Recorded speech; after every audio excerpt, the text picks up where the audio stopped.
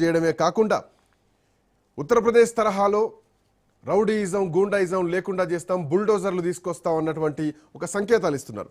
మాట్లాడదాం ఇవే అంశాలపైన. మనతో పాటు అందే సత్యం గారు, ప్రముఖ రాజకీయ విశ్లేషకులు జాయిన్ అవుతున్నారు. సత్యం గారు నమస్తే. నమస్తే అండి. సో యూపీ బుల్డోజర్లు పశ్చిమ బెంగాల్కి వస్తున్నాయి అనుకోవాలా? అక్కడ ఇప్పటి వరకు ఉన్నటువంటి ఒక నియంతృత్వ పాలన ఏదైతే ఉందో, ఒక మాఫియా ఏదైతే ఉందో, వాటిని అణగదొక్కేందుకు కేంద్రం కంకణం కట్టుకుందా? బుల్డోజర్ సిస్టమ్ వస్తుందా అరాచకాలని అరికట్టడానికి? ఎట్లా చూడాలి? జరుగుతున్నటువంటి ఈ హింసాత్మక ఘటనలు కూడా ఎట్లా చూడాలి? ఉత్తరప్రదేశ్లో చేస్తుంది తప్పు, బెంగాల్లో కూడా చేస్తే అది తప్పే. ఎందుకంటే చట్టం ప్రకారం శిక్షించాలి తప్ప చట్టాన్ని వదిలేసి, న్యాయస్థానాన్ని వదిలేసి మేమే శిక్షిస్తామంటే డెమోక్రసీ సర్వైవ్ కాదు. వాళ్ళ అధికారం ఉన్నప్పుడు వాళ్ళు బుల్డోజర్లు పెట్టుకోలేదు వస్తారు, వీళ్ళు అధికారం ఉన్నప్పుడు వీళ్ళు బుల్డోజర్లు కుదరదు. ఎవరు అధికారం ఉన్నప్పుడు వాళ్ళు బుల్డోజర్లు పెట్టుకోలగొడితే ఇంకా చట్టం ఎక్కడ రక్షించబడుతుంది? గత దశాబ్ద కాలంగా తృణమూల్ కాంగ్రెస్ పెద్ద ఎత్తున దాడులు చేసింది బెంగాల్లో. ఇప్పుడు బీజేపీ కూడా అదే దాడులు చేస్తాం, అట్నే బుల్డోజర్లు పెట్టుకోలగొడతాం అంటే ఇంకా డిఫరెన్స్ ఏముంటది? తృణమూల్ కాంగ్రెస్ కు బీజేపీకి డిఫరెన్స్ చూపెట్టాలి. ఇప్పటికే 4 హత్యలు జరిగినాయని వార్తలు వస్తున్నాయి. ఇంకా ఎన్ని హత్యలైనా జరగవచ్చు. గతంలో తృణమూల్ కాంగ్రెస్ అట్లా దాడులు చేసి హత్యలు చేసింది. దరిదాపు 300 మంది బీజేపీ కార్యకర్తలు, లెఫ్ట్ కార్యకర్తలు హత్య చేయబడ్డారు. కాబట్టి అది కరెక్ట్ కాదని మనం గత 10 ఏళ్లుగా అంటున్నాం కదా. కాబట్టి ఇప్పుడు బీజేపీ చేస్తే అది కరెక్ట్ అయింది. కాబట్టి బీజేపీ దానికి భిన్నంగా వ్యవహరించాల్సినటువంటి అవసరం ఉంది.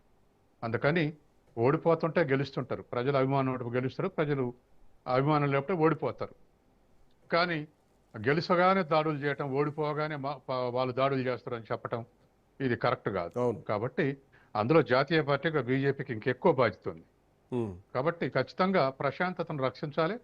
గెలిచిన దాన్ని ప్రజాపయోగానికి, తర్వాత వెల్ఫేర్ యాక్టివిటీస్కు, డెవలప్మెంట్కు ఉపయోగించాలి తప్ప ఇట్లా బుల్డోజర్లు తీసుకొచ్చి యూపీలో చేసి, అసలు యూపీలో చేసింది రైట్ అని ఎవరంటారు? చట్టాన్ని చేతిలోకి తీసుకోకూడదు కదా. చట్టాన్ని చేతిలోకి తీసుకునేటట్టయితే అధికారంలో అన్ని పార్టీలు దాడులు చేయాల్సి వస్తుంది. అది కరెక్ట్ కాదు. కాబట్టి బీజేపీ నాయకులు కాకుండా ఎవరైనా కొంతమంది అగ్రెసివ్ అయినటువంటి వ్యక్తులు ఇటువంటి స్టేట్మెంట్లు ఇస్తే వాటిని కంట్రోల్ చేయాల్సిన బాధ్యత అధిష్టానం మీద ఉంది. కాబట్టి అది కరెక్ట్ కాదు. తర్వాత రెండోది, నిజమే తృణమూల్ కాంగ్రెస్ ను ఓడించింది నిజమే, కానీ పెద్ద డిఫరెన్స్ లేదు.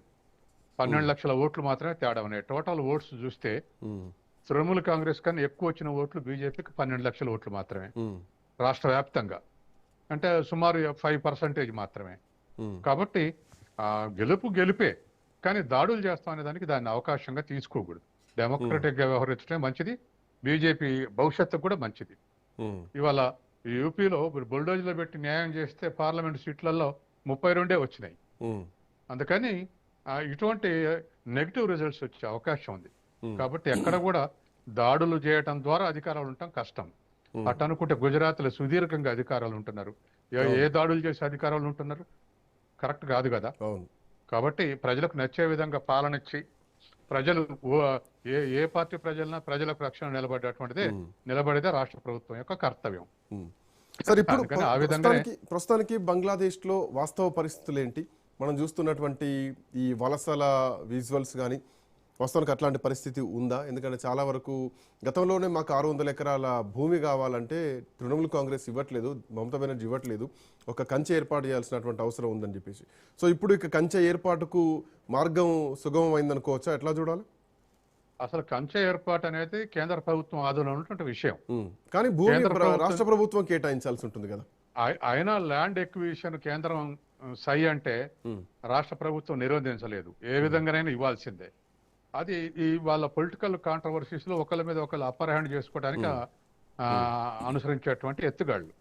కానీ ఒకటి నిజం ఏమిటంటే, సాధారణంగా ఎవరైనా సామాన్య పౌరులు ఏమనుకుంటారంటే చైనా భారతదేశంలో సరిహద్దు సుదీర్ఘమైంది అంటారు. కానీ అంతకన్నా కూడా బంగ్లాదేశ్ సరిహద్దు ఎక్కువ ఉంది. ఇంకో 200-300 కిలోమీటర్లు ఎక్కువ ఉంది. అదేదో 3200 ఉంటే ఇది 3400 కిలోమీటర్లు ఉంది. ఎందుకంటే బంగ్లాదేశ్ ఇండియా చుట్టూ ఉన్నది. కాబట్టి బంగ్లాదేశ్ చుట్టూ ఇండియా ఉన్నది. బంగ్లాదేశ్ చుట్టూ ఉన్నది ఇండియా. కాబట్టి ఆ చుట్టూ అసలు దేశానికే కంచేయాల్సి వస్తుంది. ఆ విధమైనటువంటి అయితే ఇప్పుడు అకస్మాత్తుగా మారింది. కానీ పర్సెప్షన్ ఇంతకుముందు ఫ్రెండ్లీ గవర్నమెంట్ బంగ్లాదేశ్లో ఉన్నప్పుడు పెద్దగా పట్టించుకోలేదు. అవును. పెద్దగా ఈ కాంట్రడిక్షన్స్ లేవు. ఉమ్, తర్వాత రాకపోకల మీద నిషేధం లేదు. ఉమ్, తర్వాత గతంలో ఉన్నటువంటి కలిసి ఉన్న దేశమే. అది తూర్పు బెంగాల్, ఇది పశ్చిమ బెంగాల్ అన్నారు. అవును. ఒకే ఒకే సంస్కృతి, ఒకే సాంప్రదాయాలు ఉన్నటువంటి ప్రాంతం వెస్ట్ బెంగాల్, ఈస్ట్ బెంగాల్. సుదీర్ఘకాలం కొన్ని వేల ఏళ్లు కలిసి ఉన్నటువంటి దేశం. ఉమ్, మొన్న 71 విడిపోయారు, కానీ అంతకుముందు అంతా సంబంధాలు కూడా ఉన్నాయి. అవును. తర్వాత అక్కడ వాళ్ళు ఇక్కడ మైగ్రేట్ పోటీ చేసి, ఇక్కడ వాళ్ళు అక్కడికి మైగ్రేట్ పోటీ చేసినటువంటి వాళ్ళు కూడా ఉన్నారు గతంలో. ఉమ్, గతంలో ప్రఖ్యాత సిపిఐ నాయకుడు భూపేష్ గుప్తాది బంగ్లాదేశే, అవును. కానీ యువతలకు వచ్చి ఇక్కడ షైన్ అయ్యాడు. ఉమ్, అట్లాగే అద్వా అనేది పాకిస్తాన్, కానీ మైగ్రేట్ అయ్యి ఇక్కడ షైన్ అయ్యాడు. కాబట్టి అంతగా మనం పట్టించుకోలేదు. ఉమ్, అందులో ఫ్రెండ్లీ కంట్రీ ఉంది. అవును. పాకిస్తాన్కు వ్యతిరేకంగా మనం బంగ్లాదేశ్ని ఎంకరేజ్ చేశాం. కాబట్టి యుద్ధంలో ఆదుకోవటం, విముక్తి చేయటమే కాకుండా వాళ్ళ ప్రజలను కూడా ఆదుకున్నాం. ఆదుకున్నప్పుడు దేశవ్యాప్తంగా శిక్షణ శిబిరాలు పెట్టి, సహాయ శిబిరాలు పెట్టి ప్రజలను ఆదుకున్నాం.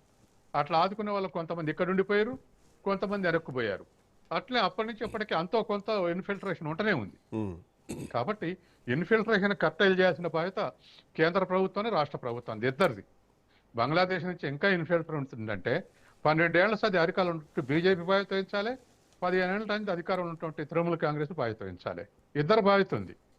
ఇంకా ఎందుకు వస్తున్నారు, ఎందుకు ఇన్ఫిల్ట్రేట్ అవుతున్నారు? ఇన్ఫిల్ట్రేట్ని కానిచ్చి అదొక ఇష్యూ గురించి ఇన్ఫిల్ట్రేట్ అవుతారు, మేము వస్తే అధికారంలోకి వస్తున్నటువంటి పక్కెళ్ళాం బీజేపీ మాట్లాడుతుంది. బట్ ఇప్పుడు అవకాశం లేదు కదా. ఇప్పుడు ఖచ్చితంగా కంచె వేయడానికి ఇక ఈజీ వే అయిపోయింది కదా. మళ్ళీ అదే ఎంకరేజ్ భారతీయ జనతా పార్టీ చేస్తే అది రానున్న కాలంలో టీఎంసీకే లాభం అయింది తప్ప వాళ్ళు భారతీయ జనతా పార్టీకి పెద్ద ఎఫెక్ట్ అయ్యేటువంటి పరిస్థితులు ఉండే. సో ఇప్పుడు మాత్రం కంచె నిర్మాణం కొంచెం కఠినంగా అవుతుంది అనుకోవచ్చు కదా. శ్రీకాంత్, ఎవరికి లాభం అవుతుంది అనేటువంటి ఇష్యూ కాకుండా దేశ సమగ్రత దృష్ట్యా కంచె ఏర్పాటు చేయాల్సినటువంటి అవసరం ఉంది. ఇవాళ బంగ్లాదేశ్ మనకు వైరుధ్యం ఉంది. వైరుధ్యం ఉన్నప్పుడు ఖచ్చితంగా వాళ్ళు అఫీషియల్ గా గవర్నమెంట్ కూడా ఇన్ఫిల్ట్రేట్ చేసే అవకాశం ఉంది. కొంతమంది దేశద్రోహుల్ని మన దేశంలోకి పంపే అవకాశం ఉంది. ఇప్పుడు పాకిస్తాన్ నుంచి స్ట్రిక్ట్ విజిలెన్స్ ఉంది కాబట్టి రావట్లేదు. అప్పుడప్పుడు నేపాల్ నుంచి ఎంటర్ అయ్యారు. ఆ గతంలో బంగ్లాదేశ్ నుంచి లేదు, ఇప్పుడు బంగ్లాదేశ్ నుంచి ఆపర్చునిటీస్ ఉంటాయి. కాబట్టి ఈ విషయంలో ఎవరు లాభపడతాం, ఏమైనా నష్టం పడతాం అనే దృష్ట్యా కాకుండా దేశ సమగ్రత దృష్ట్యా వాటిని ఆపాల్సినటువంటి అవసరం ఉంది. ఇప్పుడు అధికారంలోకి వచ్చింది కాబట్టి డబుల్ అడ్వాంటేజ్ రాష్ట్ర ప్రభుత్వం, కేంద్ర ప్రభుత్వం ఏ మేరకు అరికడుతుందో మనం వేచి చూడాల్సింది. సో ఇట్లాంటి చేంజెస్ చూడొచ్చు సార్. ఎందుకంటే ఇదే బంగ్లాదేశ్ లో గతంలో భారతీయ జనతా పార్టీకి ఓటేశారన్నటువంటి